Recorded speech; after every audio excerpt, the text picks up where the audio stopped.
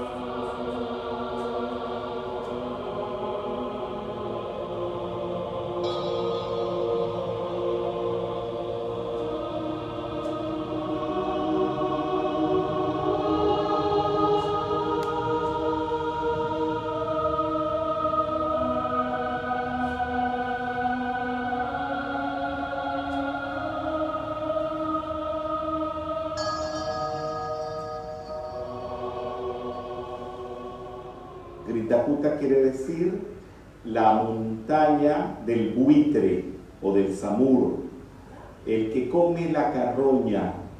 Este lugar era el lugar favorito del señor Gautama. El rey Bimbisara le regaló estos terrenos al señor Gautama. Esto está en la cima de una montaña muy difícil de escalar. Y aquí el señor Gautama dio muchas de sus pláticas, tal vez las más importantes. Dentro de esas pláticas importantes está esta, el Prajna Paramita Sutra, o el Sutra de la Sabiduría Perfecta, donde el señor Gautama, precisamente de pie en este lugar, y digo así con toda la seguridad, porque todas estas piedras hacen como una especie de caja acústica para que los pudieran escuchar cientos de personas al frente que se podían acomodar. ¿Qué expresa el señor Gautama aquí? El señor Gautama expresa aquí que todo es nada, que las cosas que existen son todas ilusión.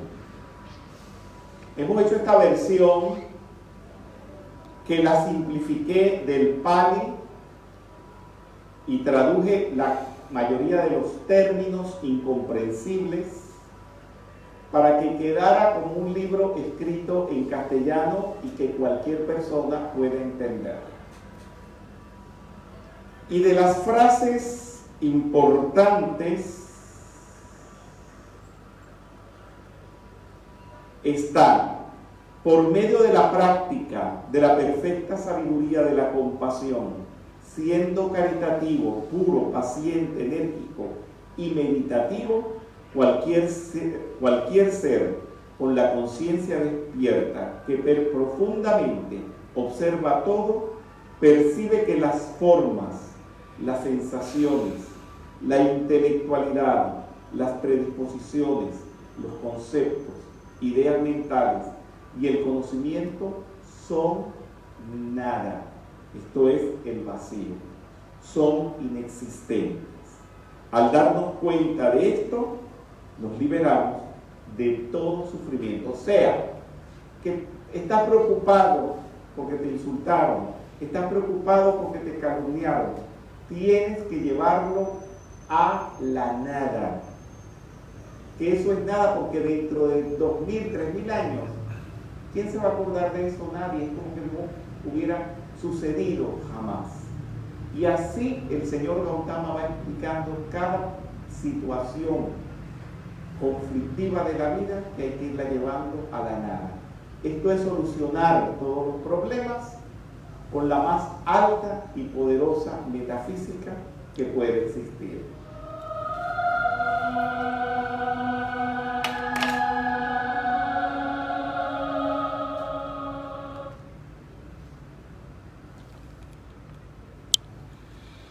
Muy buenas tardes, estimados amigos. Les habla Fernando Candiotto desde la ciudad de Buenos Aires, en la República Argentina. Estamos en los estudios de transmisión de la Escuela Metafísica de Buenos Aires sobre Avenida Callao, con un pequeñísimo grupo de participantes que están colaborando en la realización de esta transmisión de acuerdo a lo permitido en este momento en la ciudad de Buenos Aires y en la República Argentina.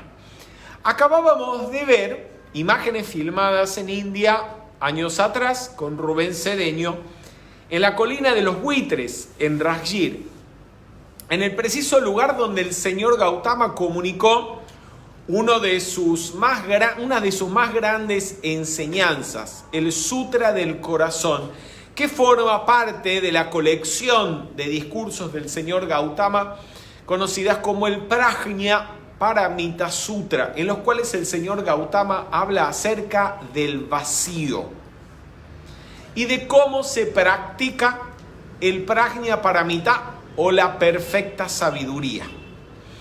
Los voy a invitar a continuación, si lo desean, a que juntos realicemos este servicio, el Sutra del Corazón, en la modalidad de servicio. En el libro Mahasutras ustedes van a encontrar, adaptado a la modalidad responsiva de los servicios y completamente en castellano, este y muchos otros sutras del señor Gautama que podemos realizar, ya sea individualmente o en forma grupal, en forma de servicio. Les recuerdo algo que ya conversamos la semana anterior. El Sutra del Corazón es muy utilizado, sobre todo en el Tíbet, norte de la India, Nepal, incluso en China y Japón, para leerlo como si fuera un servicio, como si fuera una oración en momentos importantes o ante circunstancias importantes de la vida. Y para muchos practicantes de las enseñanzas del señor Gautama, es una práctica diaria, así como podemos hacer las meditaciones diarias del maestro El Moria en la metafísica o el servicio del rayo del día.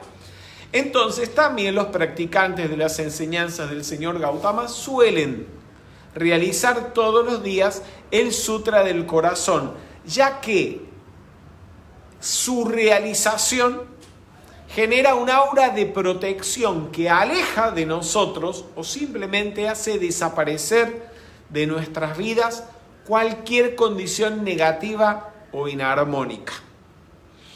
Vamos a comenzar. De hecho, les quiero comentar algo que está pasando en este momento. Hasta hace 5 o 10 minutos estábamos por comenzar esta transmisión y encontrándonos en una arteria principal del centro de la ciudad de Buenos Aires. Había a 50 metros de aquí una manifestación y un ruido impresionante, con bocina, gente tocando bombos, gritando y demás. Apenas se oía dentro de esta sala lo que hablábamos.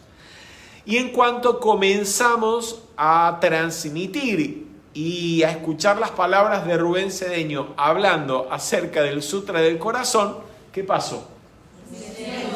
Se hizo un completo y absoluto silencio y la apariencia de manifestación que había se disolvió, pero casi instantáneamente. Bien. Vamos entonces a comenzar. Les voy a pedir, yo voy a hacer la parte de guía y voy a invitar a las personas que aquí están presentes en el plató de transmisión y a ustedes que están, por supuesto, del otro lado, a realizar la lectura como servicio de las partes de grupo. vamos a utilizar como música de fondo, si contamos con ella, por favor, la llave tonal del amado señor Gautama, el señor del mundo, que es canción de la India.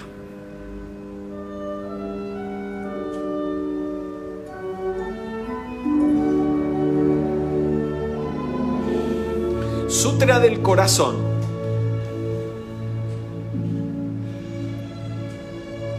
Por medio de la práctica de la perfecta sabiduría de la compasión, siendo caritativo, puro, paciente, enérgico y meditativo, cualquier ser con la conciencia despierta que profundamente observa todo, percibe que las formas, las sensaciones, la intelectualidad, las predisposiciones, los conceptos, las ideas mentales y el conocimiento son nada, son inexistentes. Al darnos cuenta de esto, nos liberamos de todo sufrimiento. Grupo. Las cosas con forma como el cuerpo y los objetos son nada, porque algún día desaparecerán. Todo lo que tiene forma es como si no la tuviera y no existiera. La forma es igual al vacío. Lo que se percibe como las sensaciones, los conceptos y las nociones de las cosas, lo que se piensa, la forma personal, la personalidad, el pasado, las ideas mentales son creaciones de la mente, por lo tanto, no existen. Son nada, son vacío. En ese vacío que son todas las cosas, no se puede crear ni hacer verdaderamente nada. Por lo tanto, tampoco hay que eliminarlas, porque no existen. Por eso las cosas no son puras ni impuras, no aumentan ni disminuyen. En el vacío no existe la forma. En ese vacío se puede no percibir y no conceptualizar, porque no hay oído, no hay sensaciones, no hay miradas, no hay sabores, no hay olores, cuerpo ni pensamientos, porque el oído, la sensación, la vista, el gusto, el tacto, el olfato y la mente son ilusiones creadas, por eso son mentira, ilusión o vacío.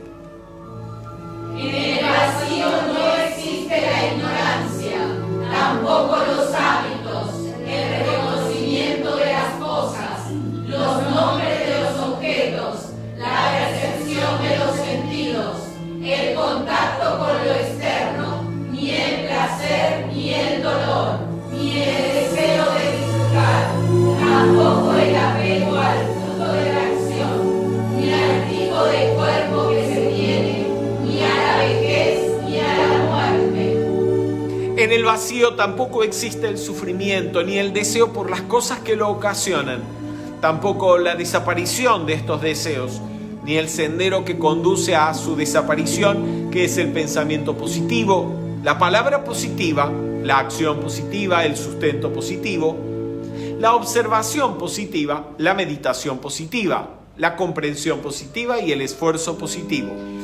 Todas estas cosas son vacío. Igualmente tampoco existe el saber. No hay conocimiento ni ignorancia, ni realización ni logro. De todo hay que desapegarse, porque los seres con la conciencia despierta, que viven de acuerdo con esta perfecta sabiduría, no tienen obstáculos en sus corazones, por eso no tienen temor, porque están libres de la elección entre el mal y opuestos, de las ilusiones, así aniquilan el yo personal y alcanzan la extinción nirvana. Todos los seres con la conciencia despierta del pasado, del presente y del futuro han tenido la visión absoluta apoyándose en esta sabiduría que contiene la fórmula de la gran luz que no tiene otro igual, que puede hacer desaparecer el sufrimiento aquí donde vivimos. Todos deben saber que este sutra del corazón es el gran mantra de la gran sabiduría,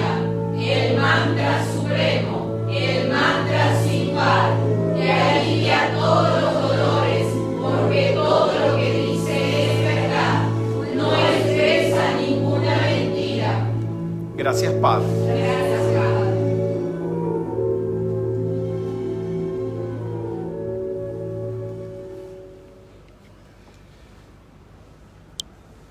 Muy bien, concluíamos así el servicio del Sutra del Corazón y vamos a adentrarnos, empezamos a hacerlo la semana anterior, pero hoy miércoles vamos a adentrarnos un poquito más en el Sutra del Corazón y con el favor de Dios, el próximo miércoles vamos a concluir el estudio de este Sutra y vamos a concluir también con esta cátedra de Buddhadharma que iniciamos ya hace prácticamente 20 semanas. Recuerden a aquellos que deseen el certificado de asistencia a este curso que tienen que poner algún clic, un mensajito o solicitarlo a través de esta misma página. Les recuerdo también el material de apoyo a este curso, la serie de documentales Gautama que ustedes están viendo en pantalla, las carátulas de los DVD y también pueden acceder a todo este material a través de la plataforma streaming de Vimeo, ingresando a videos.lametafísica.com. Y luego la bibliografía que acompaña y apoya todo este curso está compuesta básicamente por los libros Buddhadharma y Dorje Supremo de Rubén Cedeño y el libro Camino del Medio, que reúne los discursos dados por el señor Gautama para esta nueva era de Acuario. Muy bien, entonces, vamos al Sutra del Corazón. Habíamos comentado, la semana pasada habíamos hablado brevemente de toda una serie de discursos o sutras del señor Gautama, en los que el planteamiento central es el vacío y la práctica de la perfección de la sabiduría. Y habíamos comentado que el Sutra del Corazón de alguna manera es un resumen conciso de todo aquello que trata el Prajnaparamita Sutra. Por eso es el Sutra del Corazón o el corazón de la sabiduría. Vamos a recordar un poquito temas, algunos puntitos que ya vimos la semana anterior. Este sutra, en algunas versiones, sobre todo en las versiones en tibetano, comienza con una pleitesía, con una dedicación y un agradecimiento a la madre Prajnaparamita. La madre Prajnaparamita viene a ser como una personificación del Prajnaparamita. El Prajnaparamita, ¿alguien recuerda qué significa esas palabras? Bueno, las tienen en pantalla, ¿no? Pero es la perfecta sabiduría. Pero los paramitas, ¿qué son los paramitas? Son las virtudes supremas que ¿qué? A ver, pónganmelo dentro de un marco. Las virtudes supremas que se debe desenvolver crísticamente. Las virtudes de Cristo, la naturaleza divina. ¿Quién tiene que desenvolver los paramitas? Vayan a eso de una forma directa. Los bodhisattvas. Entonces, ¿por qué no? Traten de darme una definición completa. Es uno de los requisitos, los paramitas, para convertirse en un bodhisattva. No, los paramitas no son un requisito, es el desenvolvimiento de los paramitas. ¿Sí? Cuando contesten, piensen que lo que digan tenga sentido.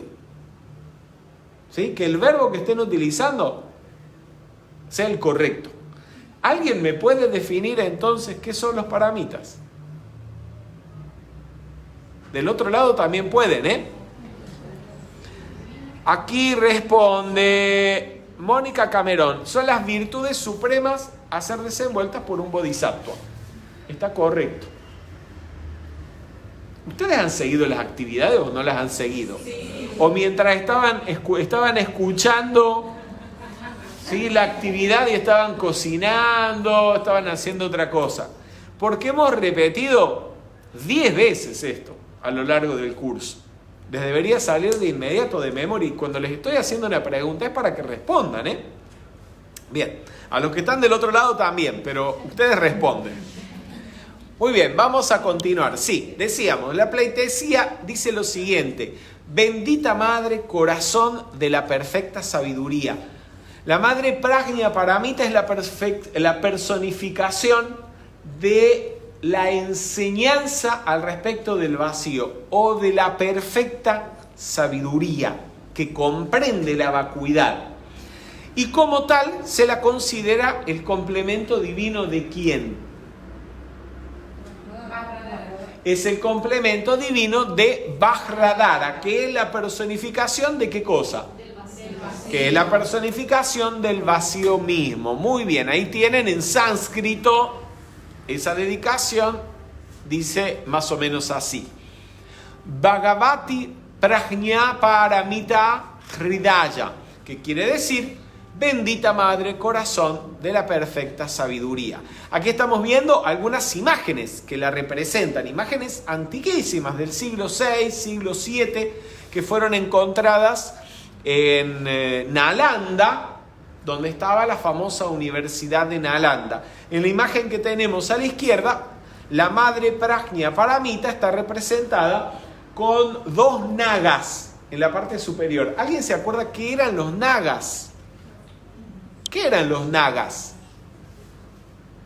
Los iniciados a los cuales el señor Gautama le dio la enseñanza del Sutra del... Son los iniciados que se comprometieron a conservar esas enseñanzas.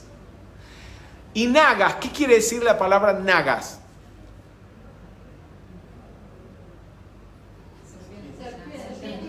Serpientes, muy bien. Los nagas son las serpientes de la sabiduría. ¿Qué fue? ¿Tienen miedo de contestar? Respondan, gente. No, no hay delay acá. El delay está del otro lado. Acá no. Parece que tienen un delay en el cerebro. Llama violencia. No lo acepto, le quito poder. Los nagas son las serpientes de sabiduría. Y son los iniciados, los maestros de sabiduría que conservaron el Prajna Paramita Sutra desde que el señor Gautama lo comunicó cuando estaba encarnado en la tierra hasta que fue finalmente revelado en una forma, no sé si completamente pública, pero digamos un poco más pública. Pero ¿quién fue el ser encargado de recibir el Prajna Paramita de parte de los nagas y de comunicarlo siglos después del señor Gautama? ¿Quién fue?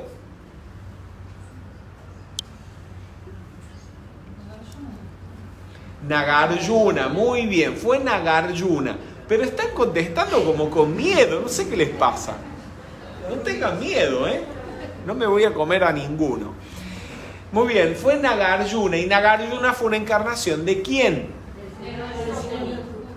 Una encarnación del maestro Kuthumi. Muy bien, vamos a avanzar. El Sutra del Corazón tiene como origen una pregunta que Sariputra le hace al señor Gautama. Sariputra era uno de el estudiante más brillante del señor Gautama. Sariputra, que dicho sea de paso, había nacido en Nalanda. Y Sariputra le pregunta al señor Gautama la pregunta que están leyendo en pantalla. ¿Cómo debe entrenarse uno noblemente nacido que desee practicar la profunda perfección de la sabiduría? Nagarjuna le está preguntando cómo se vive de acuerdo o cómo se practica el Prajna Paramita. ¿Vamos? Pero dice, ¿cómo debe entrenarse un noblemente nacido? Cuando habla de un noblemente nacido, ¿a qué se referirá? ¿A alguien se le ocurre? Noblemente nacido, ¿será que se refiere a un príncipe, a un conde, un duque o a quién se refiere?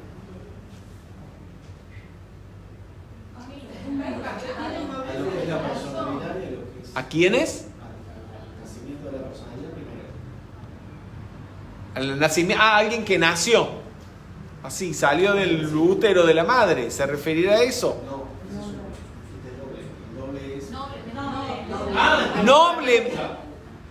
¿Cómo debe entrenar? No dice cómo debe entrenarse fulano, mengano. No dice, no. ¿Cómo debe entrenarse un noblemente nacido? ¿Quién es un noblemente nacido?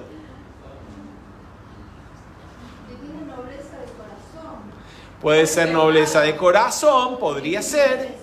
Pero ¿nacido a qué?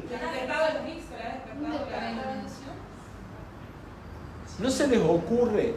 Alguien que ha nacido y ha iluminado. Si nace para iluminarse en cada... Podría ser. Un noblemente nacido puede ser alguien nacido a la enseñanza. Aquel que recibe la enseñanza por primera vez, si le presta atención, la comprende y la pone en práctica, está naciendo de nuevo, naciendo a la vida del Espíritu, saliendo de la ignorancia, de la oscuridad, de que en ese caso no es la oscuridad del útero materno, sino la oscuridad de la ignorancia, y está naciendo a la luz. Puede ser alguien nacido a la enseñanza, como les digo, eso, a la enseñanza de la iluminación y que la pone en práctica. Y algo está comprendiendo. Un noblemente nacido también es un bodhisattva, específicamente el que sigue el sendero del bodhisattva. ¿Qué es un bodhisattva? No me van, por favor. ¿Alguien está controlando con el celular las preguntas? ¿Alguien puede controlar? Dalia, vos podés hacerlo. Si hay preguntas por parte de los estudiantes que están siguiendo la transmisión, por favor te pido que me las comuniques, ¿sí? Preguntas que tengan que ver con la charla. Bien. ¿Qué es un bodhisattva? Primero, la semana pasada lo pregunté y me quedé con las 4 o 5 personas que tenía alrededor en silencio.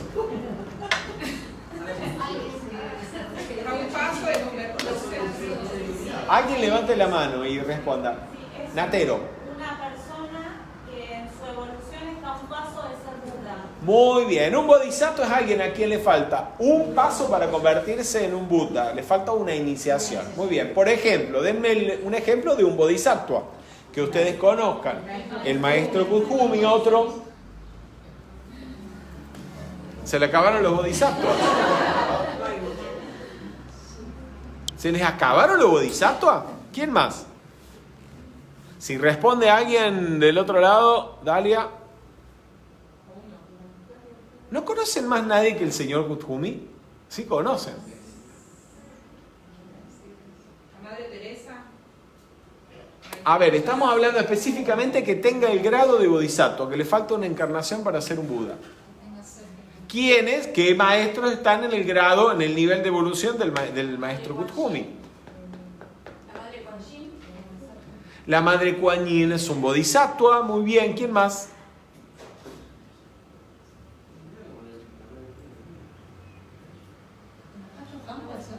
El maestro, el Mahachohan, por ejemplo, Pablo el Veneciano, está en el grado de bodhisattva, perfecto. Y hay 2 maestros que trabajan con el maestro Kuthumi como instructores mundiales. ¿Y no se les ocurre? Tienen que pensarlo y deducirlo. ¿Sí? Bien. Parece que la cuarentena no los despertó mucho. Los tiene medio dormidos. Bien, entonces, para llegar a ser un bodhisattva, ¿quién recuerda? ¿Qué hace falta? Vamos a ver. David. Contactar al Buda del Kalpa. Respondan en voz alta para que escuche la gente, si no, no se oye. ¿Qué más? Desarrollar el bodhicitta. Desarrollar la bodhicitta. Muy bien. ¿Qué es la bodhicitta o el bodhicitta? Es la mente iluminada. La mente iluminada, pero no, tiene que ver con la compasión y... Es la mente iluminada, sí. ¿Y cómo se desarrolla esa mente iluminada? A través de una actitud altruista. ¿A través de una actitud altruista de qué? O sea, porque es específicamente una actitud altruista. Sí, Es Jiménez. la intención, el deseo de iluminarse por compasión para ayudar a otros. Exactamente, es eso. Se desarrolla esa mente iluminada a través de la motivación inegoísta de alcanzar la iluminación para liberar a los seres. ¿Pueden repetir eso? Repitámoslo. Es la motivación inegoísta de desenvolver la iluminación para liberar a todos los seres. Ok, muy bien. ¿Qué más? Hacer los votos del iluminado. Haciendo los votos del iluminado se desarrolla el bodhicitta. ¿Y qué más? Muy bien. Practicar y desenvolver los paramitas o las virtudes trascendentales. ¿Qué cuántos son? Son 7. Muy bien. Los paramitas son 7. Y los podemos asociar perfectamente a las cualidades de los 7 rayos.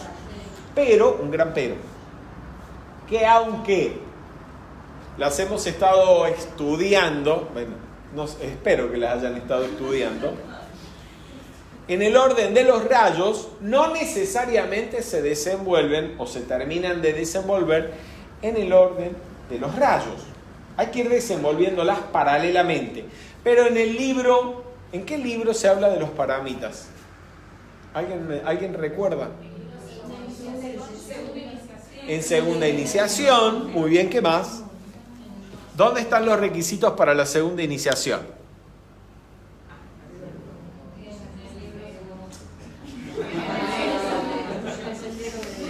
Hablen, por Dios.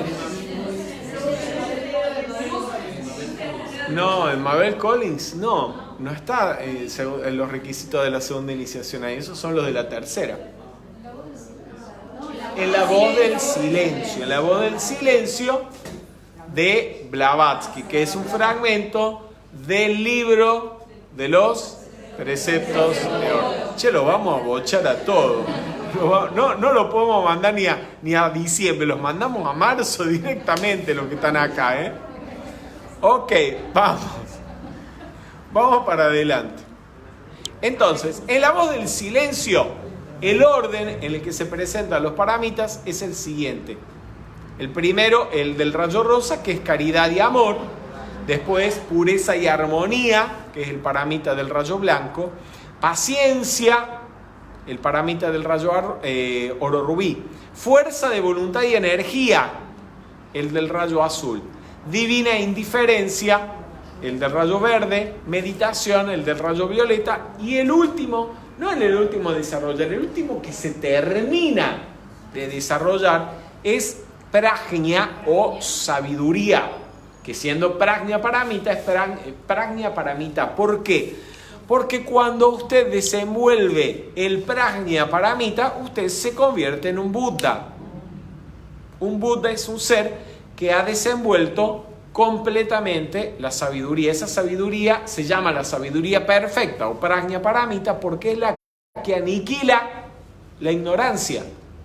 Y la ignorancia es la causa por la cual el individuo está atado a la rueda del sufrimiento o el samsara o la rueda de la vida. ¿Vamos? Entonces, la práctica de los paramitas, de los 6 paramitas restantes, lleva al pleno desenvolvimiento del prajña paramita o de la sabiduría perfecta. Y cuando llega a ese punto, el bodhisattva se convierte ¿en qué? En un Buda, muy bien, en un Buda. Por eso, si recuerdan, cuando estuvimos haciendo el servicio del Sutra del Corazón, comienza diciendo, por la práctica de la sabiduría, que es la perfección de ser caritativo, puro, paciente, enérgico y meditativo. ¿Qué está enumerando? Está enumerando los paramitas. Que se llega a la perfecta sabiduría por la práctica de los 7 paramitas. Uno de los 7 es el prajña paramita. Bien.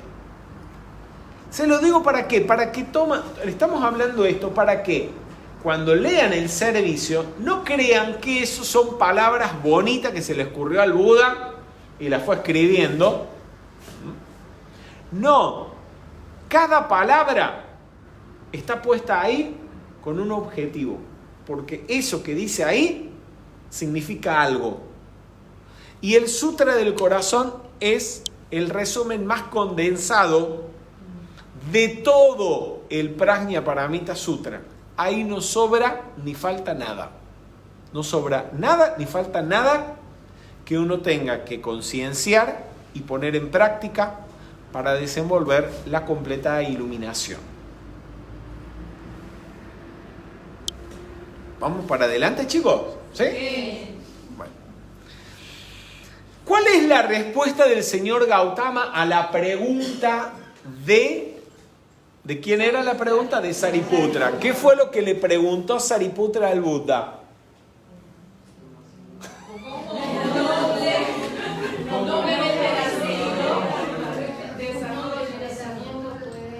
¿Qué? Un noble nacido puede practicar el sutra.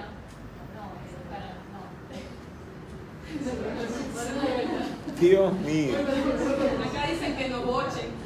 Sí, lo vamos a bochar a todos. Quédense tranquilos. Sí, pasía para mí.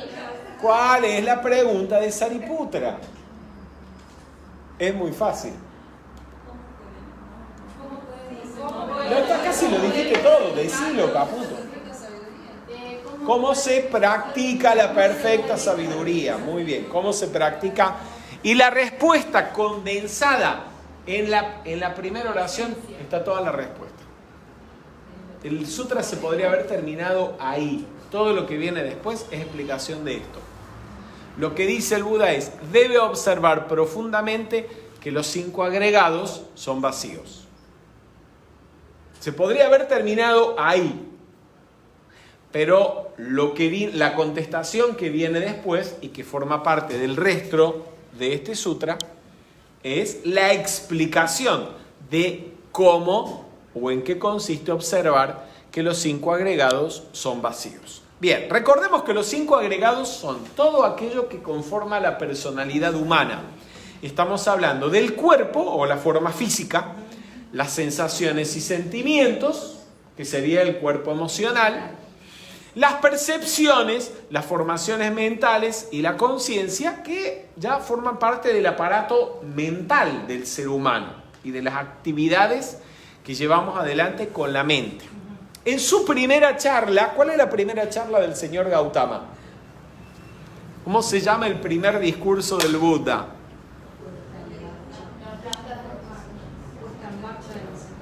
La puesta en marcha de la rueda de la enseñanza. Muy bien. En ese discurso, cuando habla de la primera noble verdad del sufrimiento, el señor Gautama concluye diciendo que los agregados de la personalidad, es decir, la personalidad, cuando está condicionada por la ignorancia y el apego, es causa de sufrimiento. O sea, cuando uno vive en la ignorancia y apegándose, el mismo hecho de tener un cuerpo y estar encarnado trae sufrimiento. Vamos. En el segundo discurso, que también lo estudiamos, es el discurso sobre lo que no tiene vida. Allí el señor Gautama explica 3 características que tienen cada uno de los agregados. Y a través de esto demuestra por qué ninguno de los componentes de la personalidad, ni la personalidad misma, es el verdadero yo o el verdadero ser.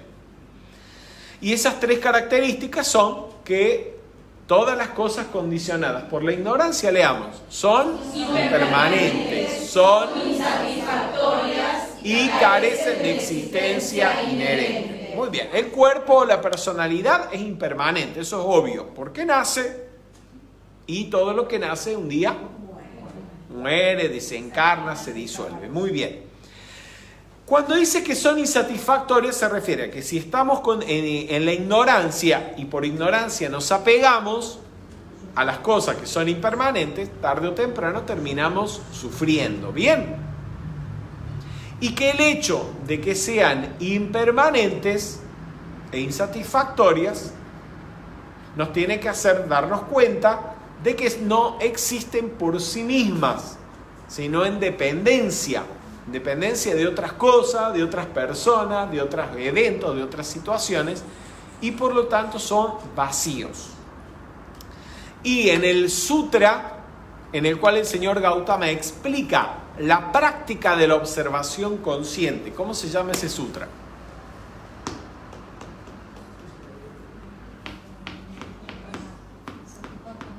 Satipatthana Sutta. Muy bien, en el Satipatthana Sutta el señor Gautama pone a observar el cuerpo, ¿qué más? Las sensaciones y sentimientos, la mente, y a observar en cada uno de los 4 fundamentos de la atención esas 3 características. Observar en forma directa en uno que el cuerpo es impermanente, que los sentimientos y las sensaciones son impermanentes, que la mente y los pensamientos son impermanentes. Observar en uno mismo cuando están produciendo malestar, dolor, sufrimiento, depresión, enojo, apego, y darnos cuenta de que son vacíos, que no existen por sí mismos. ¿Vamos? O sea, no es que el señor Gautama le dio una respuesta a Sariputra que salía de la nada y dejó a todo el mundo entendiendo porque les habló de algo que hasta ese momento no había mencionado. No. Lo que el señor Gautama comunica en el Prajnaparamita Sutra es la consecuencia natural de lo que él les empieza a comunicar ya en las 4 nobles verdades y el noble óctuple sendero. ¿Vamos? Bien, seguimos. Dice Nagarjuna. ¿Quién fue Nagarjuna? ¿Quién fue el Nagarjuna? Una encarnación del maestro Kuthumi. Nagarjuna es el que revela el Prajnaparamita Sutra después de siglos de la vida del señor Gautama. Y en un libro que él escribe, que se llama Fundamentos sobre el Camino Medio, no sé qué le pasó al tuyo, a tu versión, porque en el mío está completo, bueno, yo se los leo. Dice así, vacuidad y originación dependiente. Dice Nagarjuna explicando qué es el vacío. Lo que surge en dependencia, eso es lo que entendemos por vacío. Eso es una designación dependiente. Eso es precisamente el camino del medio. Dice, lo que surge en dependencia es lo que llamamos vacío. Es decir, lo que no existe por sí mismo, sino que surge de causas y de condiciones. Cuando hablamos de que surge de causas, ¿de qué estamos hablando?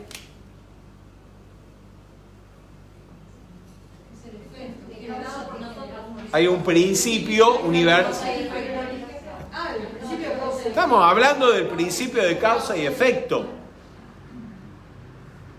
O algo existe por sí mismo, y si algo existe por sí mismo, es eterno, no tiene principio ni fin, no cambia, y por lo tanto no tiene causa, y como no cambia, tampoco tiene efectos. ¿Vamos? Ahora, lo que dice Nagarjuna es, cuando hablamos de vacío, estamos refiriéndonos a algo que surge en dependencia, que surge por causa, que tiene causas y condiciones para que surja, que no existe por sí mismo. Bien, y dice que eso es precisamente el camino del medio. ¿El camino del medio de qué? Vamos a ver. ¿Cuáles son los 2 extremos? Hay 2 extremos. Uno de los extremos es el nihilismo. Lo están viendo en pantalla. Una brevísima definición de nihilismo, de la palabra latina nihil, que significa nada. Es una doctrina filosófica que considera que al final todo se reduce a nada y por lo tanto nada tiene sentido. Les pongo un caso concreto. Una persona que piensa que la mente o el pensamiento depende del cerebro, del funcionamiento del cerebro, y que por lo tanto cuando el cuerpo físico muere se acaba la mente, eso es una postura nihilista. ¿Vamos? ¿Cuáles son las consecuencias de eso? Pensar que con la muerte se acaba todo, que todo al final va a desaparecer, así que nada tiene sentido. No hay trascendencia. No hay trascendencia. ¿Qué más? Y es difícil encontrar el sentido de la existencia. No se le encuentra sentido de la existencia. ¿Qué más pasa? Le voy a decir qué más pasa. Conocimiento del verdadero ser. Nah, no se vayan tan por las No, hay ramas. indiferencia con el Si prójimo. cuando uno se muere se va a acabar todo, No me importa nada. entonces quiere decir que lo que yo hago, lo que pienso, lo que digo no tiene consecuencias. Así que puedo hacer lo que se me da la gana. Total, lo que yo haga no va a tener resultados. O sea, puedo robar y mientras, le quito poder, ¿no? Pero puedo robar mientras la policía no me descubre, no va a pasar nada. Porque no hay consecuencias.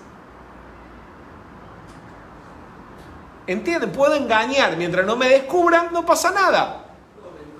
La gente vive, por supuesto, no sabe que, no, yo soy nihilista.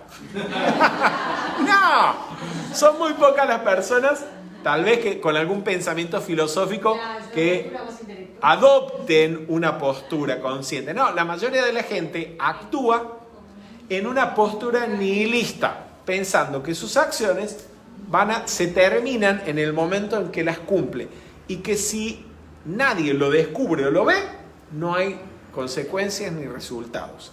Ni las mías, ni las acciones de los demás. Ni hablemos de los pensamientos. Como los pensamientos, lo que estoy pensando, nadie lo ve, puedo pensar lo que se me antoje. Eso es una postura nihilista. ¿Bien? Ok. Por supuesto, el señor Gautama, al decir que todo es vacío, está echando por tierra eso. Ya lo vamos a ver.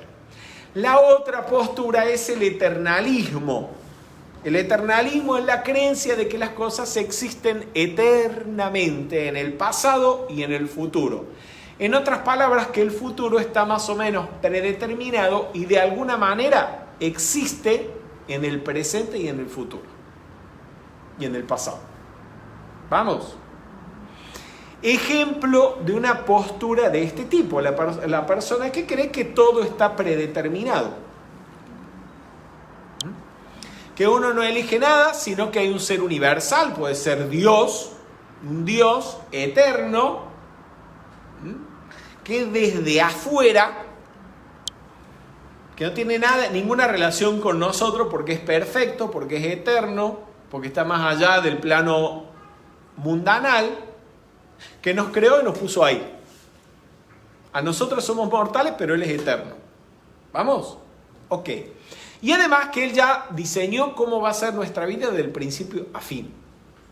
Entonces da igual lo mismo, lo que hagamos, porque hagamos lo que hagamos, no va a cambiar mucho nuestra historia. Entonces, incluso supuestamente lo que hacemos está ya también predeterminado. ¿Vamos?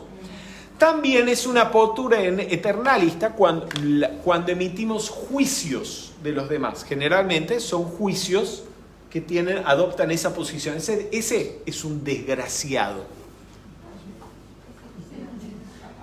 Es un desgraciado. Y pasan 5, 10, 20 años. Por supuesto, a lo mejor decimos que es un desgraciado o una excelente persona o una prostituta o un delincuente por algo que le vimos hacer. Por una información que obtuvimos. Pero pasan 5, 10, 20 años y en nuestra mente sigue siendo un delincuente, un desgraciado, una prostituta o una buena persona. Eso es una postura eternalista. ¿Vamos? ¿Está claro? Bien. ¿Qué es lo que el señor Gautama dice en uno de sus discursos? Todo existe. Esto es un extremo. Nada existe. Este es el segundo extremo. Sin inclinarse hacia ninguno de estos dos extremos, el Tathagata, el Buda, enseña el camino del medio. Que no es ni una cosa ni la otra. Eso, lo que plantea el señor Gautama entonces como un camino medio, es que todo es vacío. Vacío de existencia implícita, inherente. Que las cosas no existen por sí mismos, sino que están sujetas a causas, condiciones, y están en un continuo devenir, en un continuo cambio y transformación. ¿Seguimos? ¿Tienen preguntas hasta aquí? Bueno, denme un segundito, después me hacen las preguntas. Aquí se entiende, con lo que hemos hablado aquí, se llega a entender la respuesta que el señor Gautama le da a su primo Devadatta. Recordemos que el señor Gautama tenía un primo Devadatta, que era como el Judas. Ese fue el Judas de Gautama. Que lo intentó, con perdón de la expresión, lo intentó joder de todas las formas posibles. Incluso atentó en más de una oportunidad contra la vida del señor Gautama, de su primo. Nunca lo logró. Y al final, todo ese mal que él había intentado hacerle al señor Gautama se le devolvió, y en su lecho ya de muerte murió. El cuerpo se le llenó de pústulas, le dio fiebre, y ya en sus últimas horas de agonía el señor Gautama lo fue a visitar y lo perdonó y lo atendió y lo cuidó como un médico a un paciente. Entonces Devadatta le pregunta al señor Gautama: ¿cómo es que no estás enfadado conmigo después de todo lo que te hice? Lo último que le había hecho era lanzarle una gran roca.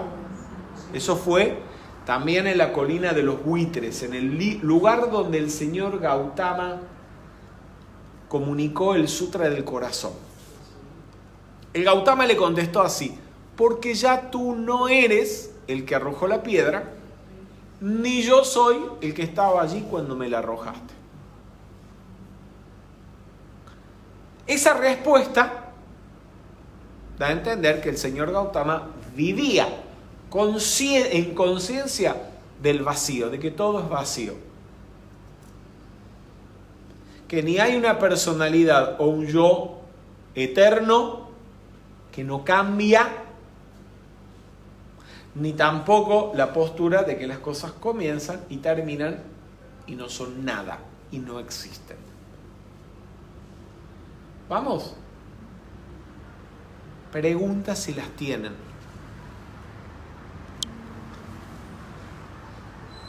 Yo no sé si esto les parece algo muy teórico o muy volado, pero en realidad a mí me parece que es la cosa más práctica del mundo y de la vida. Porque si uno vive consciente de esto, de que el cuerpo, las sensaciones y los sentimientos, lo que uno percibe, los hábitos mentales, la mente misma son vacíos, uno vive sin rollos, sin complicaciones. Lili. Una reflexión que te surge, ¿no? Sí. Cuando hablas del camino del medio, normalmente uno trata de explicarlo o lo considera, dice, bueno, no está de un lado ni del otro. Pero en realidad, estar en el camino del medio significa ir desarrollando la conciencia a medida que las cosas van ocurriendo. Es ir atravesando el devenir, no significa no interesarse por nada. Porque a veces se escucha que no hay la postura ni nihilista ni la eternalista. Ah, no, yo no hago nada, estoy en el camino del medio. No es eso. Es hacer, pero adaptándose a las circunstancias. Sí, sí. En cada circunstancia hay que discernir cuál es el camino medio a seguir. Sí.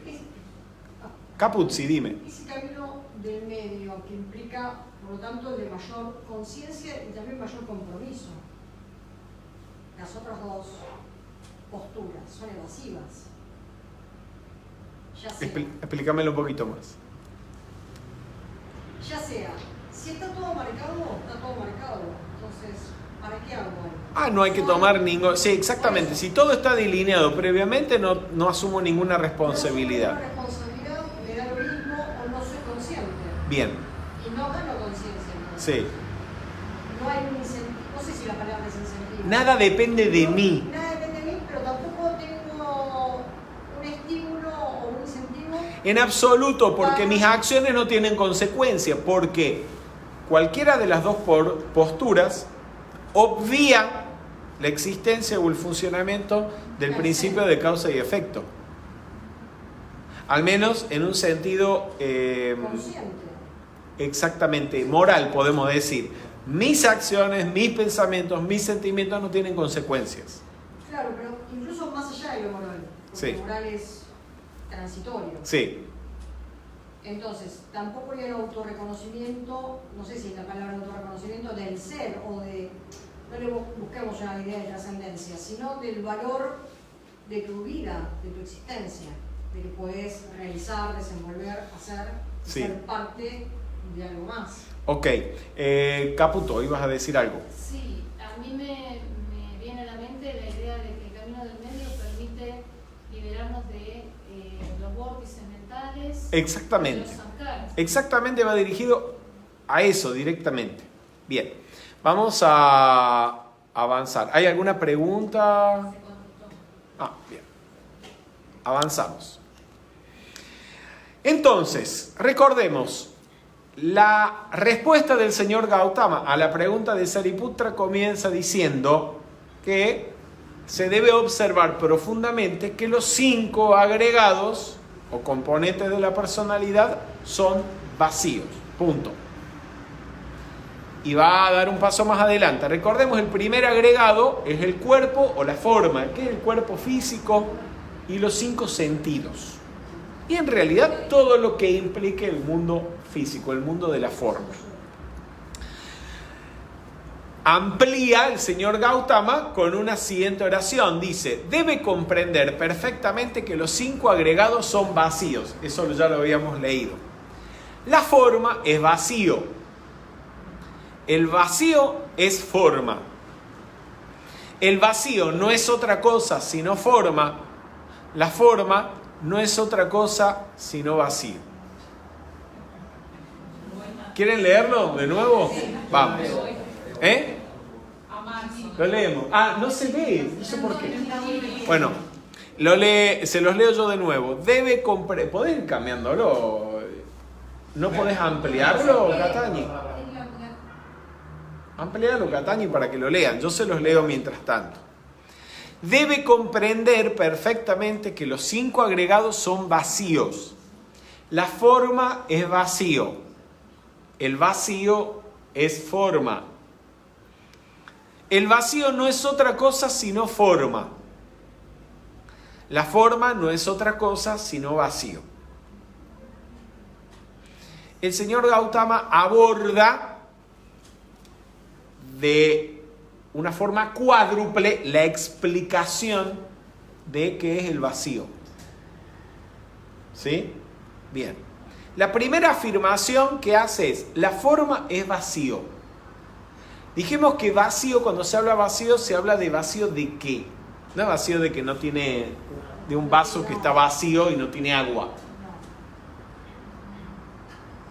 ¿Es vacío de qué? Exactamente, el vacío es vacío de existencia per se, vacío de existencia inherente. Dice, la forma es vacío, presenta la vacuidad del mundo material en oposición al extremo del eternalismo. El eternalismo es que las cosas existen por sí mismas y por lo tanto existen para siempre. La creencia equivocada de que todos los fenómenos poseen realidad absoluta. En este punto, la afirmación del señor Gautama que la forma es vacío, más o menos como decir que todo es apariencia. La palabrita que nosotros aprendimos leyendo las primeras páginas de Metafísica al alcance de todo de Connie Méndez, que todo lo negativo es apariencia. Después, cuando profundizamos en nuestros estudios, sobre todo cuando estudiamos Sanatana Dharma de Rubén Cedeño, vemos que no solamente lo negativo, lo positivo también es maya, como dicen los hindúes, es ilusorio. ¿Por qué? Porque tiene inicio y tiene final. Vamos. Solo que podemos decir que lo positivo es un maya, una ilusión más bonita, que generalmente dura más. Mientras que lo negativo es un maya creado por el mismo individuo que lo sufre. Y por lo tanto, es más maya, digamos. Es más aparente, es una apariencia más aparente, menos real. Pero a fin de cuentas, todo es apariencia. La forma es vacío. ¿Sí?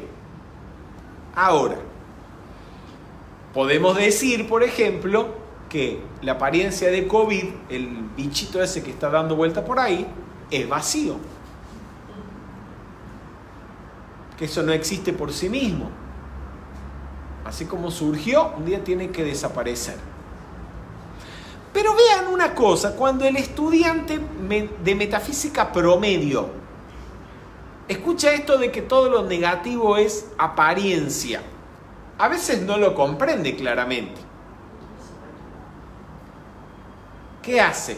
Les voy a poner un ejemplo porque esto lo escuché y le tuve que aclarar a la persona, al estudiante que me dio esta respuesta. Cuando estaba comenzando esta apariencia hace 9 meses, este estudiante me dice, esta apariencia, el COVID es una apariencia, esto no existe, le quito poder, yo voy a salir a la calle sin barbijo, no me voy a cuidar, total, esto no existe.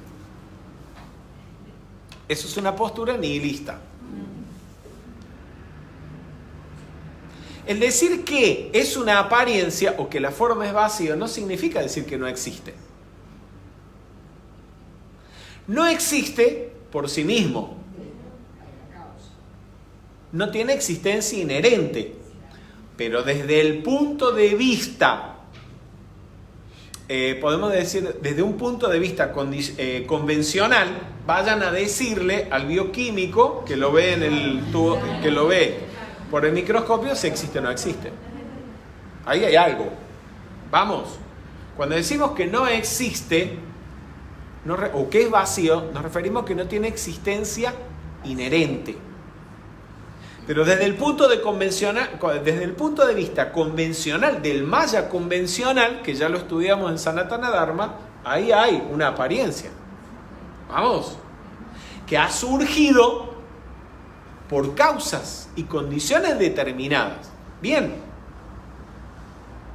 Entonces, en la otra postura extrema sería la del individuo que cree. Le voy a decir, hay estudiantes de metafísica que tienen esa postura, la postura extrema. Una, la negacionista total. Esto no existe. Es una apariencia, así que no existe. No me cuido, salgo a la calle. La otra postura extrema es la de la gente que hace el servicio de curación, dice que la apariencia de enfermedad es una apariencia, que no es real, pero por dentro sigue aterrorizada. Sigue pensando en su interior que es real, que el bichito existe por sí mismo y que se lo puede agarrar en cualquier momento. Le quito poder. Cuando usted tiene comprensión de que el bichito o cualquier apariencia de enfermedad es vacío, ¿qué significa eso? En el camino del medio, que no existe por sí mismo una apariencia de enfermedad, sino que la persona, cuando sufre la apariencia de enfermedad, la sufre no porque vino algo externo y se apoderó de ella, sino porque ella generó causas en su mente, en sus sentimientos, en sus palabras y en sus acciones, presentes o pasadas, que desembocaron en ello. Y que, siendo ella la causante de la propia apariencia que está atravesando, ella misma la puede disolver. Quitarle poder, transmutar las causas negativas de la enfermedad y recuperar la salud. Eso es el camino del medio. ¿Vamos? ¿Es práctico o no es práctico? Es la cosa más práctica.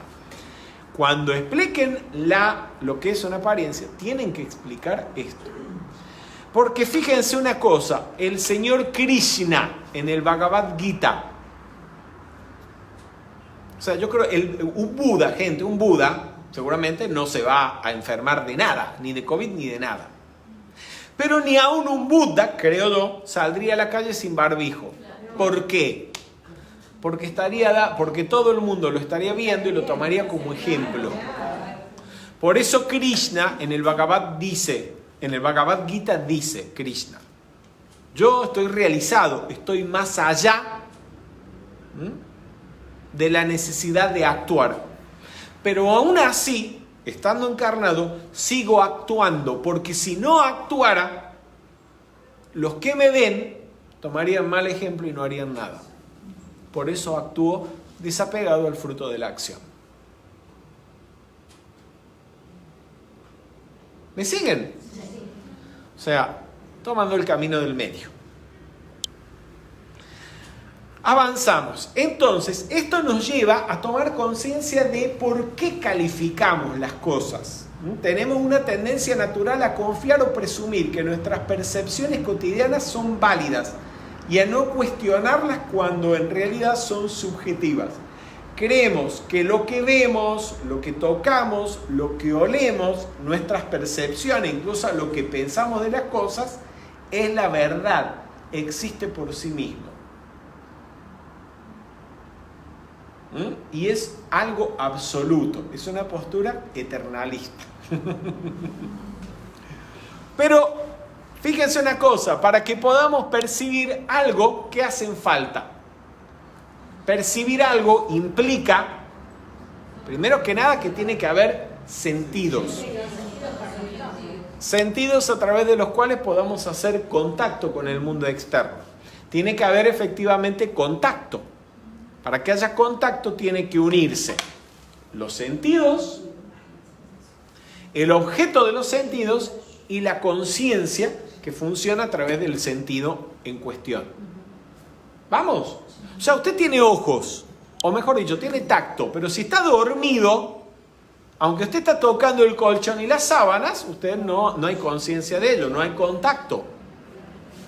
¿Vamos? Porque usted está dormido y no hay conciencia funcionando a través del tacto. ¿Está claro? Bien. A partir del contacto surgen las sensaciones y los sentimientos. Las sensaciones surgen a partir del contacto de los 5 sentidos físicos con los objetos físicos. Con la luz, las formas, el color, los sabores, los olores. Y los sentimientos a partir del contacto con la mente, de la mente con recuerdos, pensamientos, ideas. ¿Vamos? Bien. Y esos sentimientos y sensaciones pueden ser, como ya vimos, de 3 tipos, que son agradables, desagradables o neutros.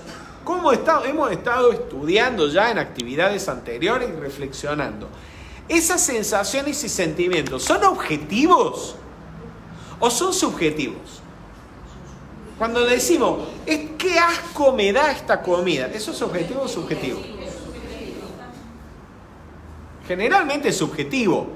Decimos, no me gusta esta comida porque es muy picante, pero y para los hindúes, los mexicanos que les encanta ponerle chile a todo, puede ser muy sabroso. Y al revés, tal vez lo que a usted le gusta tanto, a él le resulta insípido. ¿Bien?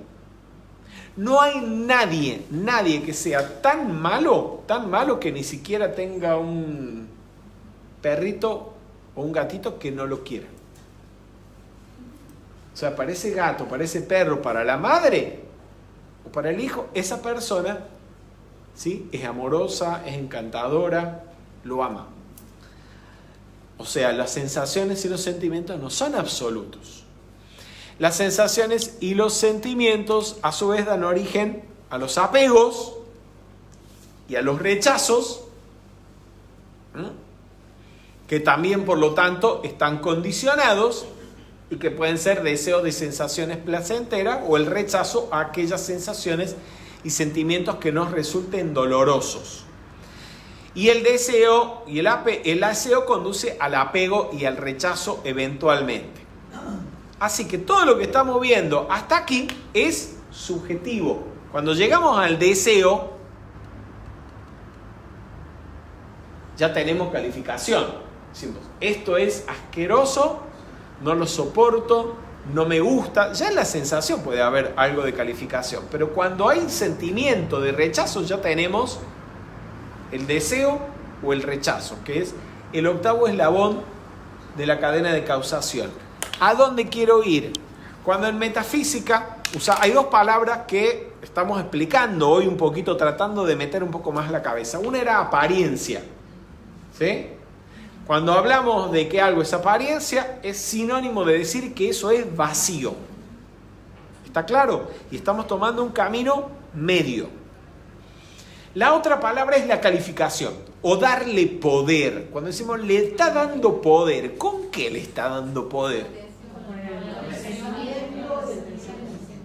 ¿Qué es lo que le da poder? Cuando decimos esa persona le está dando poder a la enfermedad, a la apariencia de enfermedad, ¿qué quiere decir? ¿En qué vemos que le está dando poder? Su actitud, el pensamiento. ¿Qué? Pero díganme algo más concreto. ¿Qué es lo que siente y piensa y dice? Le tiene miedo. Exactamente, le tiene miedo, que el miedo es una forma de rechazo. Cuando hay apego, cuando hay rechazo, hay aceptación. Lo está viendo como una realidad. ¿Por qué se apega? Porque cree que eso es real. No está reconociendo que es una apariencia, que es vacío.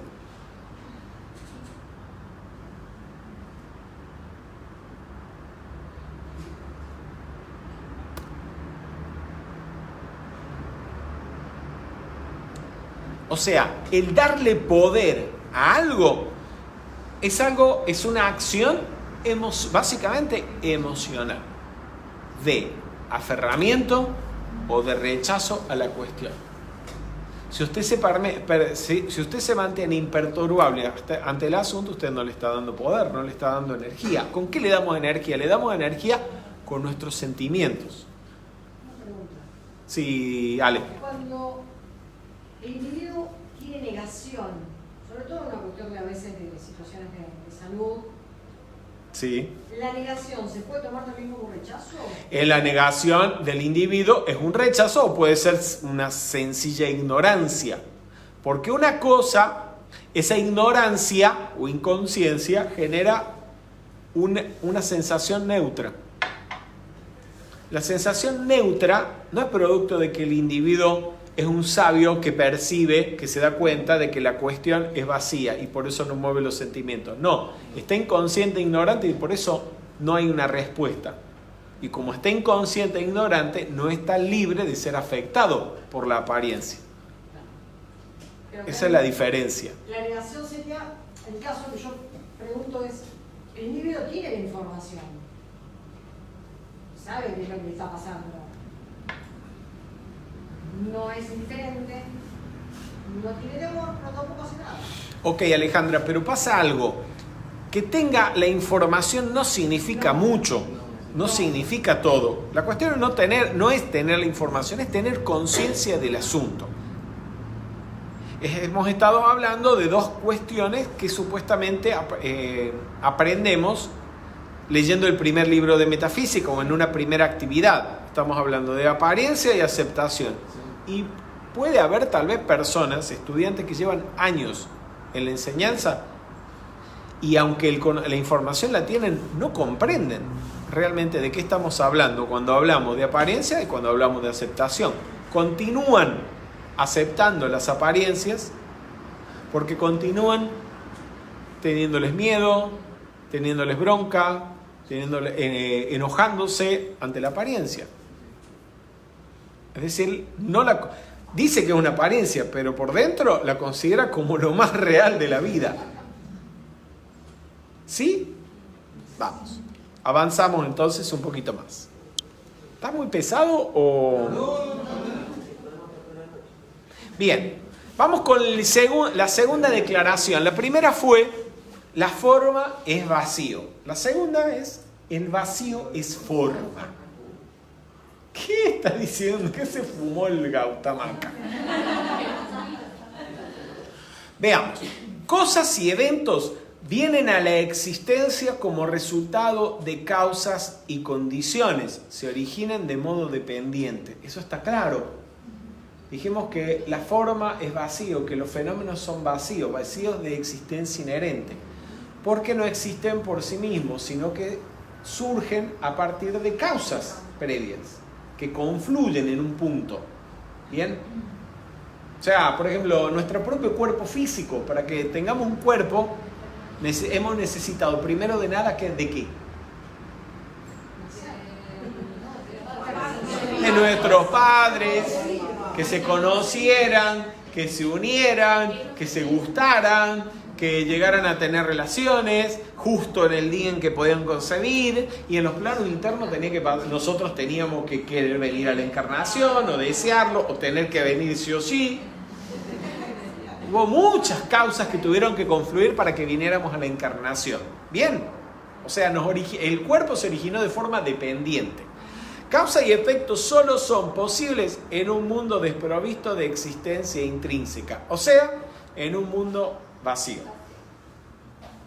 Si el universo no fuera vacío, no podría funcionar el principio de causa y efecto. Porque si las cosas existieran por sí mismas, no podrían, serían eternas, sin cambio, sin transformación. ¿Vamos? Así que hablar de originación dependiente y de vacío es como hablar de las dos caras de una misma moneda. ¿Sí? Así podemos decir que vacío es forma. Decir que el vacío es la forma, es una forma de explicar que el vacío es la verdadera naturaleza de la forma. Y siendo el vacío la verdadera naturaleza de las formas, podemos decir que el vacío es forma.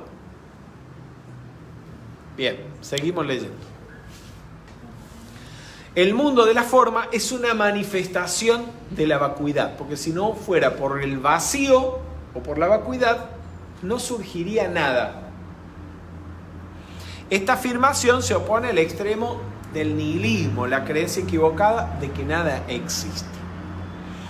Al respecto entonces de este tema, algo que ya lo estuvimos medio conversando previamente, Nagarjuna, en el libro sobre los fundamentos del camino de medio, donde explica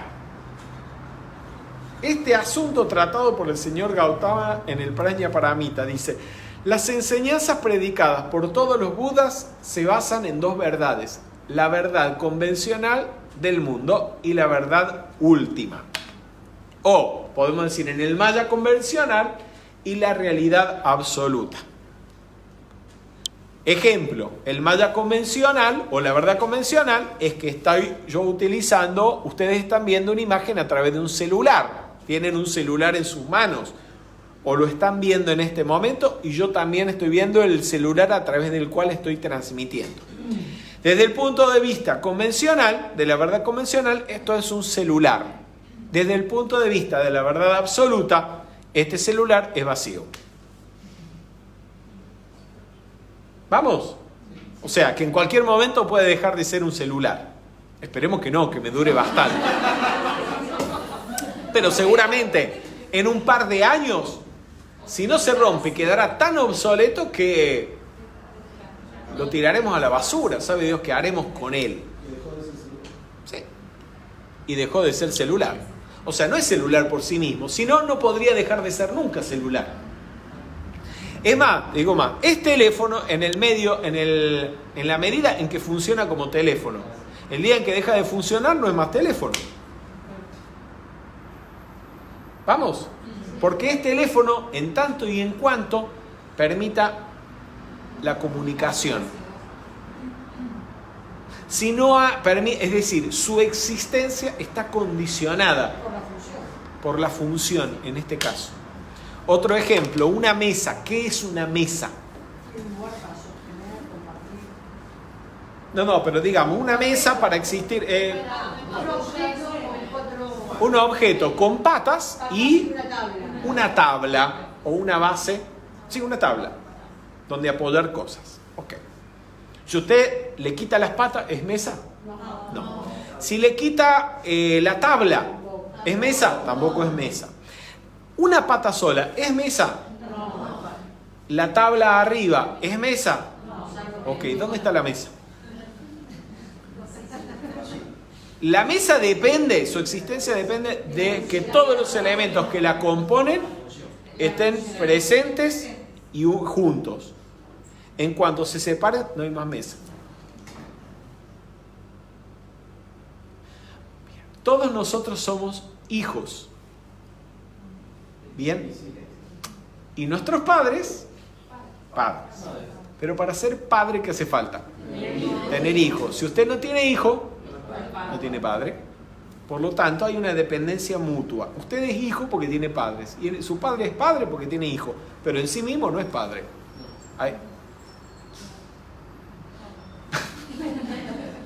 ¿Vamos? Bien.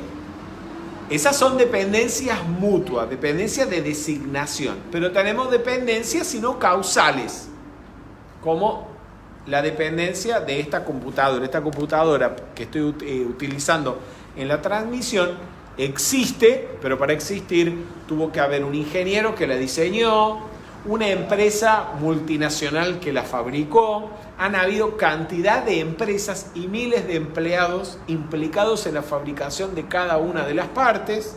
Edison con la electricidad. Así que la cantidad de causas que han confluido para que haya simplemente una computadora son enormes, no las podríamos ni enumerar siquiera.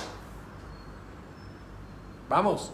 Si no, no existiría la computadora. Y aún existiendo es vacía, porque algún día dejará de... Los elementos que la componen no estarán más juntos y ya no será computadora.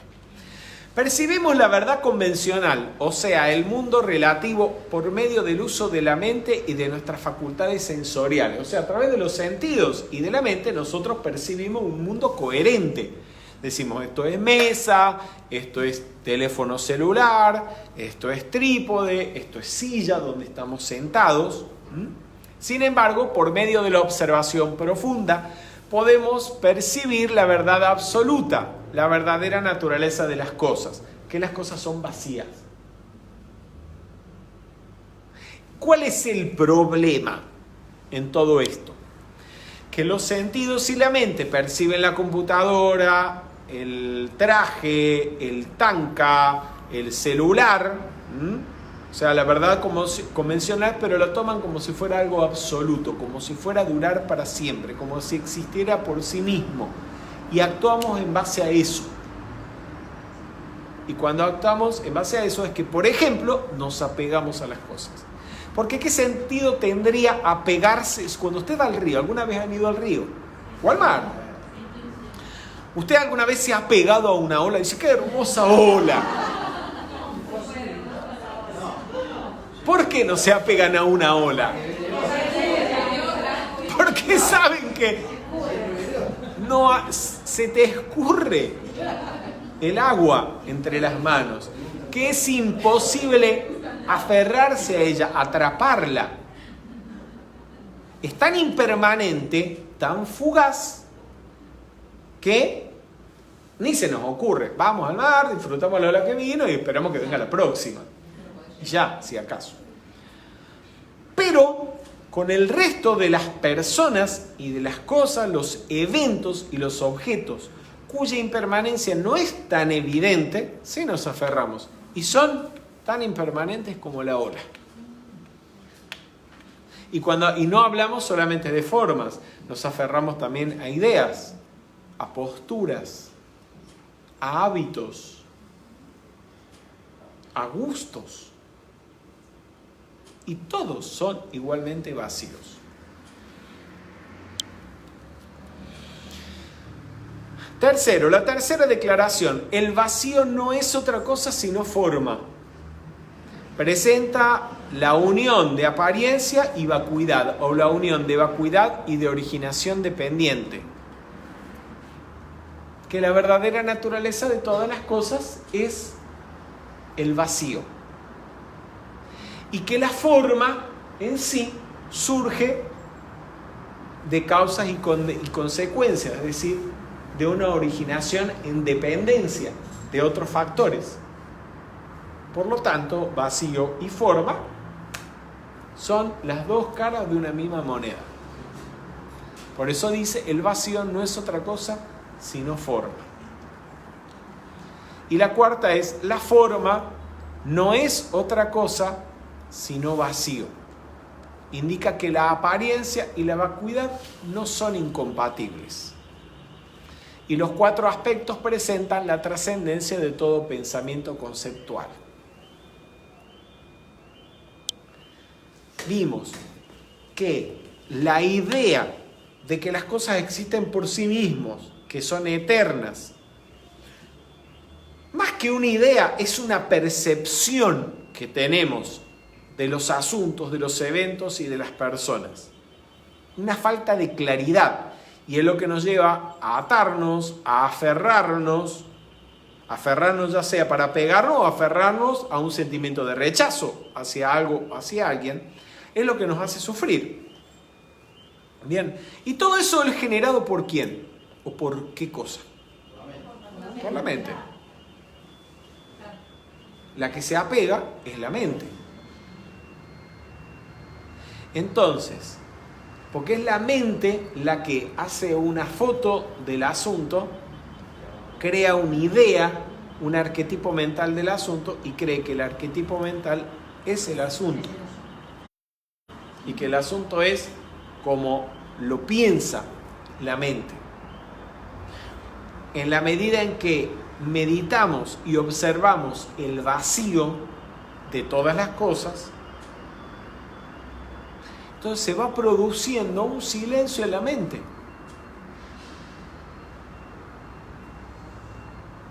Porque todos los pensamientos que no son razonables, que son ilusorios, tienen que desaparecer. Es lo que le pasa al Buda cuando le dice a Devadatta: ¿cómo voy a estar enojado con vos si la persona a la que le tiraron la piedra ya no existe y el que la tiró tampoco? O sea, lo que indica que el Gautama no estaba pensando en el pasado. No vivía en el pasado, porque era consciente de que ese recuerdo, si no era necesario, no era útil para nada, no era práctico, ¿para qué lo iba a guardar? Dejó que se esfumara.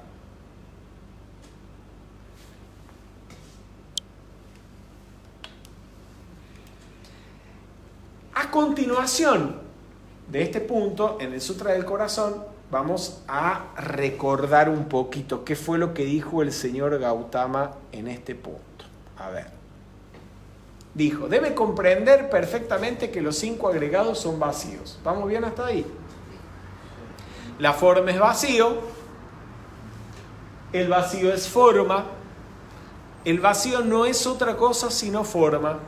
La forma no es otra cosa sino vacío. Y después de esto, que es lo que hemos venido explicando hasta este punto, agrega el Gautama: lo mismo, esa visión que hay que tener de la forma, lo mismo hay que aplicárselo al resto de los agregados de la personalidad, es decir, a las sensaciones y sentimientos, a las percepciones, a las formaciones mentales y a la conciencia. Vamos a hacerlo, ¿quieren? Si no quieren, no sé. Ya están metidos en esto. El segundo agregado, recordemos, son las sensaciones y los sentimientos, que son derivadas de las impresiones que obtenemos del mundo externo a través del contacto de los sentidos con el mundo exterior o con pensamientos y recuerdos. Bien, entonces, vamos a traducirlo en que esto puede ser un decreto o puede ser una semilla para meditar en esto. Sensaciones y sentimientos. ¿Pueden leerlo? Pasamos al siguiente, Paula. No, estoy mucho más adelante, Paula. Estoy en la 31. Más adelante. No, en la 31. Ahí está. Bien. Lo leemos todo, vamos. Sensaciones y sentimientos son vacíos. El vacío es sensaciones y sentimientos. El vacío no es otra cosa sino sensaciones y sentimientos. Sensaciones y sentimientos no son otra cosa que vacíos. Se lo dijo ahí para que lo mediten. Que los sentimientos, no solamente el cuerpo, las formas, lo vemos, son vacíos. Los sentimientos y las sensaciones también son vacíos. Lo que hoy te produce una sensación agradable, mañana puede producir una desagradable o una neutra, o no producirte nada, indiferencia. Pasa. Lo mismo ocurre con los sentimientos. Podemos decir que los sentimientos existen por sí mismos, entonces. Depende de las sensaciones. Hoy te quiero, porque me tratas muy bien, me haces de comer muy rico, te levantás todas las mañanas a trabajar, ¿sí? Pero con el paso de los años, no me atendés, no me tratás bien, ya no me haces de comer, me ignorás, ¿sí? Puede que este sentimiento se vaya diluyendo y hasta se puede transformar en el más acérrimo de los rechazos, le quito poder. Bien. A menos que usted viva consciente de que los sentimientos y sensaciones son vacíos. Lo que no quiere decir que no voy a tener más sentimientos y sensaciones, sino que no los voy a considerar como algo absoluto, ni voy a dejar que me controlen ni me dominen a mí. El mismo caso de la apariencia. Y voy inteligentemente a generar causas para que mis sentimientos sean positivos y armónicos. Las percepciones, recordemos que las percepciones, el tercer agregado de la personalidad, es el reconocimiento de los objetos en función a experiencias pasadas y recuerdos, la facultad de reflexión y discriminación y el intelecto que juzga y discrimina. Es la función de la mente que hace una imagen mental de la persona, del evento, del objeto, en base a la información que ha obtenido, ya sea a través de los sentidos o información que ha obtenido de alguien que le hace un comentario o le comunica una información. La mente hace una imagen. El problema es que cree que la imagen que hizo, que es como una fotografía, algo estático, que no cambia, cree que esa fotografía es la persona, es el hecho, es la cosa. Y el problema es que la fotografía no cambia, la persona, el hecho, el objeto, siendo vacío, sí cambia. ¿Vamos? Me acuerdo de nuestros abuelos. A nuestros abuelos le puede haber pasado a muchos de ellos, que vinieron de Europa, de Italia, de España, de otros países. A principios del siglo XX pasaron 30, 40, 50 años añorando volver a la patria. Y a veces después de 20, 30, 40 años volvieron a la patria. Cuando volvieron se encontraron que no era lo que había dejado. No era lo que ellos añoraban. Lo que ellos añoraban ya no existía. Lo que añoraban era algo que estaba en sus mentes. Bien. Traduzcámoslo a las palabras del señor Gautama, a lo que nos sugiere. ¿Podemos leer? Las percepciones y el reconocimiento de los objetos son vacíos. El vacío es percepción y reconocimiento de los objetos. El vacío no es otra cosa sino percepción y reconocimiento de los objetos. Las percepciones, el reconocimiento de los objetos no son otra cosa sino vacío. Así que no tenemos por qué estar peleándonos, luchando, amargándonos, deprimiéndonos por imágenes mentales o juicios que nos hemos hecho de nosotros mismos, de los demás. Me gustaría que piensen un ejemplo de eso, pero el ejemplo del antiejemplo. Ejemplo de cuando nos hacemos rollos.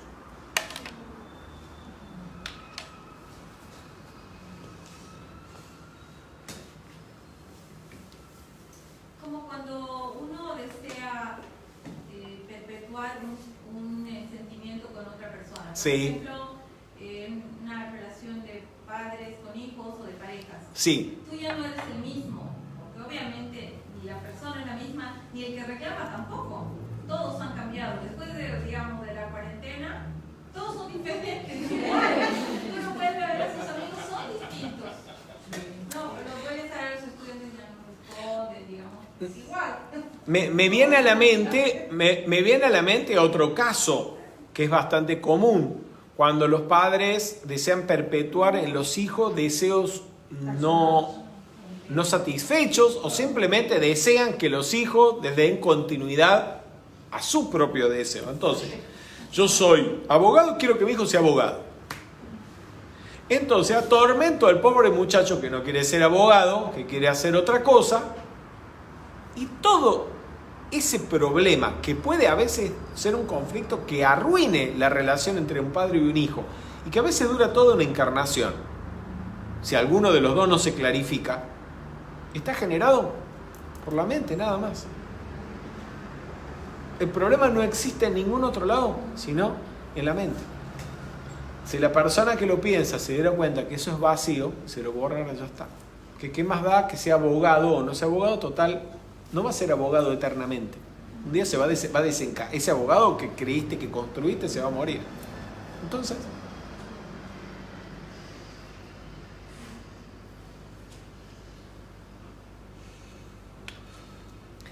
las formaciones mentales o los samskaras, recordemos, son los hábitos de reaccionar con apego o aversión, atracción o rechazo ante las circunstancias agradables y desagradables de la vida, que crean karma y deben ser transmutados. Crean karma porque nos impulsan a la acción.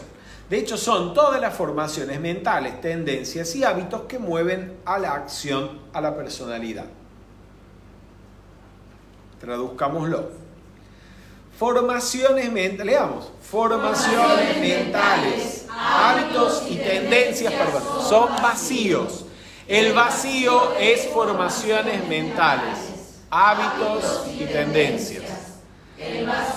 No es otra cosa sino formaciones mentales, hábitos y tendencias. Formaciones mentales, hábitos y tendencias no son otra cosa sino vacíos.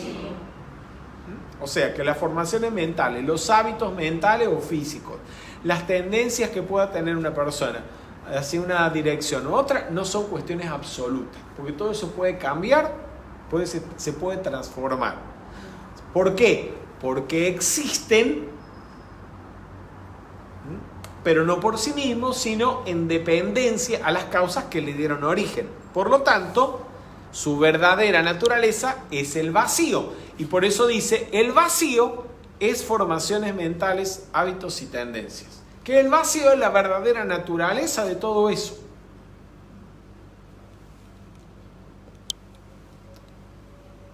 Si no te gusta algo, o te parece que puede ser perjudicial, cámbialo. Vamos a poner un ejemplo.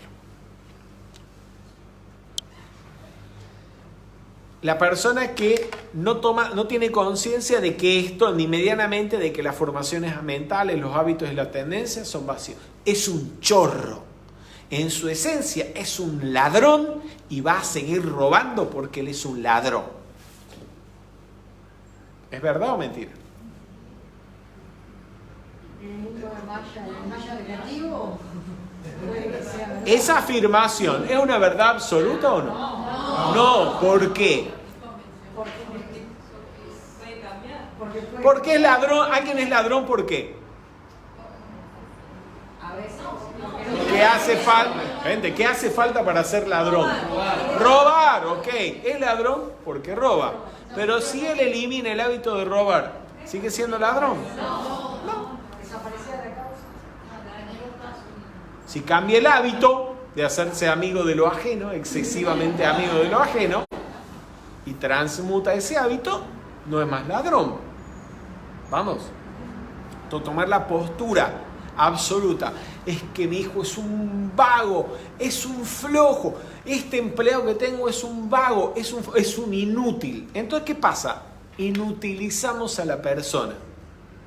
Porque le hacemos una imagen mental y se la proyectamos. Y le estamos lanzando toda nuestra fuerza mental hacia ese individuo, que lo inclinan, lo impulsan. Si no es una persona fuerte internamente, si es un poco débil, entonces lo inclinan a esa tendencia. Vamos, usted no hace nada diciendo que es un flojo, un inútil, un vago. Lo único que va a lograr es que si alguna de esas tendencias existen, fortalecérselas. Y si no las tiene, es solamente una percepción falsa de usted, lo está induciendo de alguna manera.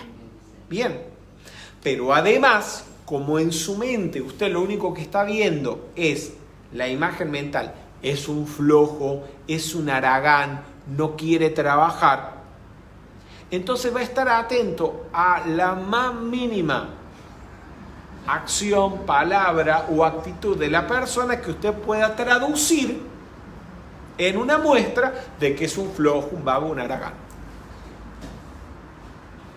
¿Vamos? En otras palabras, es tu propio concepto lo que tú ves.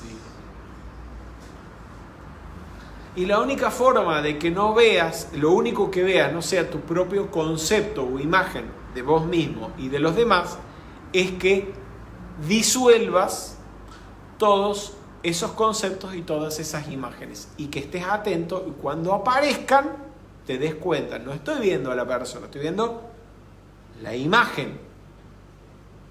Una imagen mental de la persona. Vamos a disolver esto, recordar que esto es vacío. ¿Por qué lo puedo disolver o lo puedo transmutar? Porque es vacío. Si fuera real no lo puedo transmutar. Porque es lo que es. Y concluimos entonces con el quinto agregado. La conciencia oviniana representada por el monito en la rueda de la vida. La facultad que comprende, combina y coordina las demás funciones, a través de la cual somos conscientes de nuestro pasado, presente y posibilidades futuras y de nosotros mismos. La conciencia mental. Pongamos entonces las palabras del señor Gautama y apliquémoslas a este quinto agregado. La conciencia mental es vacío. El vacío es la verdadera naturaleza de la conciencia mental. El vacío no es otra cosa sino conciencia mental. La conciencia mental no es otra cosa sino vacío.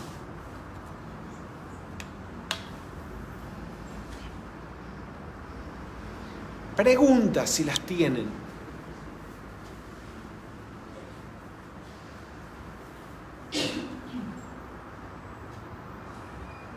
Preguntas, comentarios. ¿Qué se quedaron mudos? Del otro lado, si los hay, también pueden hacerlos. ¿Tenemos alguna pregunta, Daria? ¿Cómo? Ah, te quedaste sin batería, qué pecado. Por eso, para transmutar es necesario tener, digamos, este concepto claro, ¿no? De tomar No es tener concepto. Si tenés un concepto claro, seguís en el ámbito de la mente y los conceptos son vacíos. Lo formulo de otra manera. Para transmutar es necesario ser consciente de las causas, ¿no? Para transmutar algo. No puedes transmutar sin ser consciente de que hay una causa que hemos generado para que uno desee transmutar algo. A ver, no es porque conozca la llama violeta y diga llama violeta, se transmuta. Es decir, es necesario tener esa conciencia del vacío.